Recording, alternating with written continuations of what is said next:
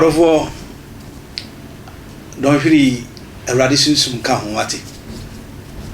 Mesram kwatenten nkwa fa hodie ni kwa honsan e de ma. Sa de a che de ne se rade a che nkwa no no do yen. E me kan se ajebo odi for back to back spiritual president mini obi am prehwe na mu asemi tabontina e chia kakra e baka ho asem. Ye nyina ye nim oman Ghana na Akufo Addo bra obo for Galamsey. Na Galamsey e ba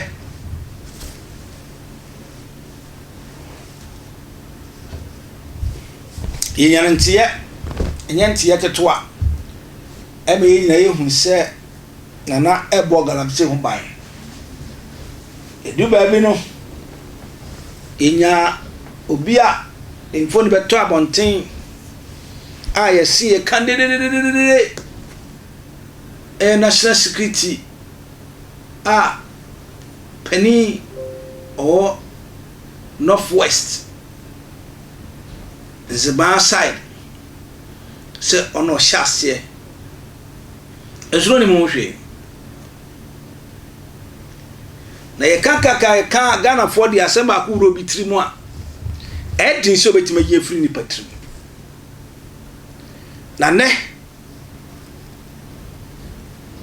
na no say parliament so a opposition party any the ruling party a opposition na NDC a ruling party so na MPP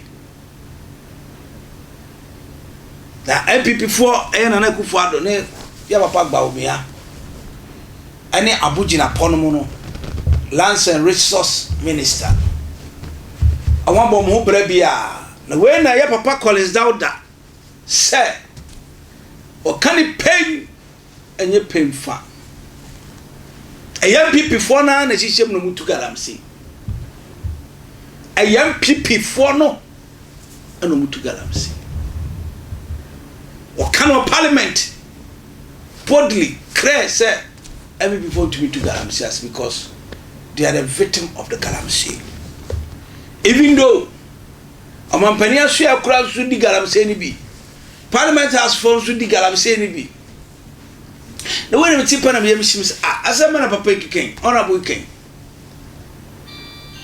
asema no kiken because asema o kano entasum na entwekwam na waka na okika na otimika sase na Akufo Addo ntumi tu Galamsey ase na aboa atechiri finsu ase beka che se danche mawuwa yenyire tinje na mbisa na ona bu otu Galamsey ni bia na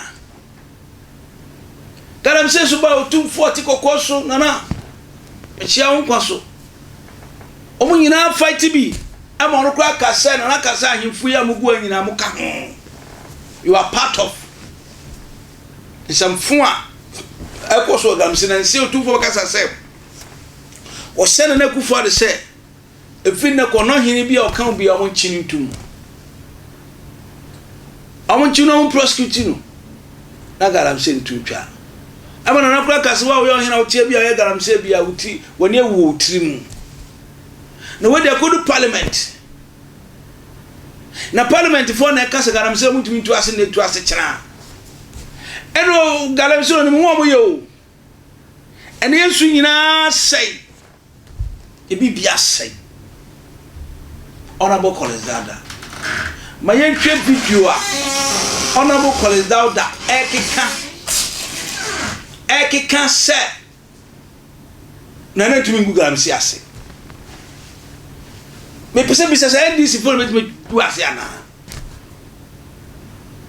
na mon kai tafo asem ya Fulani fo tisi krum me pese me kasa ase bia me di Collins Duada tema na me so de TNT wo de me ye hwe video na wia wo asemika wakache Collins Duada me pass bia ewe. We are talking about Galamsey years ago. We are still talking about Galamsey. Mr. Speaker, I can assure you, 20 years to come, 30 years to come, this parliament will still be talking about Galamsey. It won't go anywhere. It's a matter of livelihood.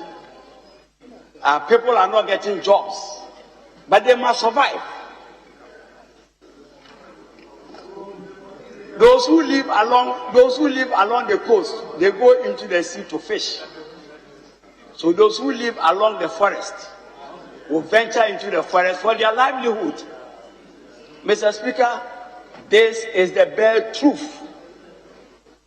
So any attempt to deal with the situation will be an attempt, but you can never solve Galamsey problems in this country. You can't solve chainsaw operation in this country. Mr. Speaker, my father who tends a tree in his farm, he identifies wawa on his farmland, takes care of the wawa tree. It grows up to become a timber tree. A timber operator comes, harvests the wawa. He has no benefit. The only benefit is royalty that is paid to the chief of the community. My father has nothing. So what do you expect my father to do tomorrow when he identifies wawa on his farmland? He will cut it. That is the bare truth of the matter. So, Mr. Speaker, in a situation like this, in a circumstance like that, what you need to do as a country is to embark upon aggressive tree planting or tree growing, plantation development. That is the answer to the problem. That is the solution. Elsewhere, that's what they have done. I had the benefit of traveling to Australia, where they do bauxite mining. Forests, natural forests were cleared, but they have been redeveloped. You go there, they show you the artificial forest and show the natural forest, and you are attracted to the artificial forest. That is how things are done. Forest is a renewable natural resource. We can renew it. What we lack, Mr. Speaker, is that we are not resourcing the agencies that are supposed to build our forest back. As we share what you do. Because that and echo you. Omamba on Yasman so ko kan asema parliament no. Na me dey honorable Collins Duada say so ono to Galamsey be on for about. Oni won so mutu so on for about. I attention TV. Attention TV ni the Napa University Foundation. Me ba jo tie. I got just a queen. Peace or a kitra. About a piano, somebody a queen. Oh, friend of a poor. Sika to have not any other way shall fit you. I would like a crack. And quite fire for a gravy. Pastries and pastries, cake and cake. But of a queen number or sign up to a University Foundation. 0548 30 29 85. For a queen, we patch all. Share video, not like a page, not comment. Never be so. Why, okay, see. Aha, I attach TV. Attach TV, the American said, when you miss some cow, no, you ye, macro, bye.